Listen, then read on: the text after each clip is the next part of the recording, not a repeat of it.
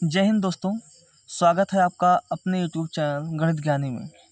आज हम लोग प्रश्नावली 8.1 यानी कक्षा 10वीं का प्रश्न संख्या 5वां पढ़ने वाले हैं। लिखा हुआ है कि यदि sec थीटा बराबर 13/12 हो तो अन्य सभी त्रिकोणमितीय अनुपात परिकलित कीजिए। ठीक है, हल करते हैं। हल में क्या दिया हुआ है? दिया है कि sec थीटा बराबर कितना दिया हुआ है? 13/12। आपने पढ़ा हुआ कि सेक थीटा बराबर होता है कॉस थीटा बराबर, कॉस का उल्टा होता है कॉस थीटा बराबर होता है आधार बटे कर्ण। तो सेक थीटा बराबर क्या होगा? कर्ण बटे आधार। कर्ण बटे आधार, कर्ण बटे क्या होगा? आधार होगा। ठीक है, यानी अगर यहाँ से कंपेयर कराएं तो आप कहेंगे कर्ण की वैल्यू कितनी दी हुई है? 13। अगर यहाँ से देखा जाए तो आधार की वैल्यू कितनी है? 12। अब आपको निकालना क्या है? लंब निकालना है। क्या निकालना है? तो आपने पाइथागोरस प्रमेय पढ़ा हुआ है। पाइथागोरस प्रमेय के अनुसार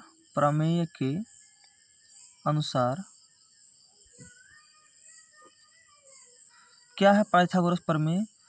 कर्ण का स्क्वायर बराबर लंब का स्क्वायर प्लस आधार का स्क्वायर। लंब का स्क्वायर प्लस आधार का स्क्वायर। कर्ण कितना दिया हुआ? 13, यानी 13 का स्क्वायर इक्वल टू लंब का स्क्वायर। लंब कितना दिया हुआ नहीं पता है, तो लंब का स्क्वायर लिख देते हैं प्लस आधार का स्क्वायर। आधार कितना दिया हुआ? 12, यानी इसका स्क्वायर। 13 का स्क्वायर होता है 169। ये प्लस 12 का स्क्वायर इधर आएगा तो माइनस 12 का स्क्वायर, और 12 का स्क्वायर कितना होता है? 144।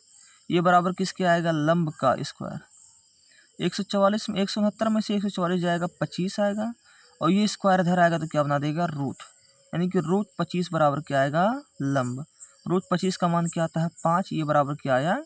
लंब आया। सॉरी, कीड़े आ रहे हैं। लंब आया। ठीक है, यानी लंब की वैल्यू कितनी आ गई? 5। कर्ण आपको दिया है, आधार आपको दिया है, लंब आपने निकाल लिया।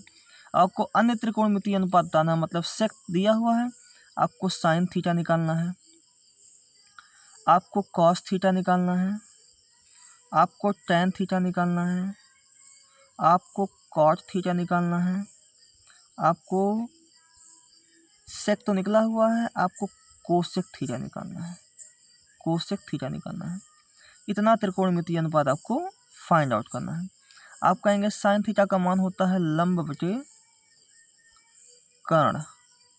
तो लंब बटे कर्ण यानी लंब का मान कितना दिया हुआ है? 5 अपॉन कर्ण का मान कितना दिया हुआ है यहाँ पर? 13।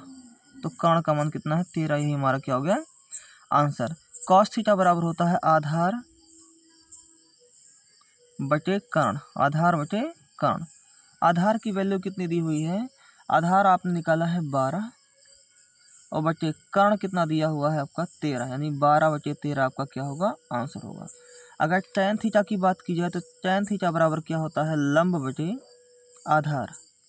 लंब बटे आधार, और यहाँ लंब कितना दिया हुआ है? आपने निकाला है 5 अपॉन आधार कितना दिया हुआ है? 12।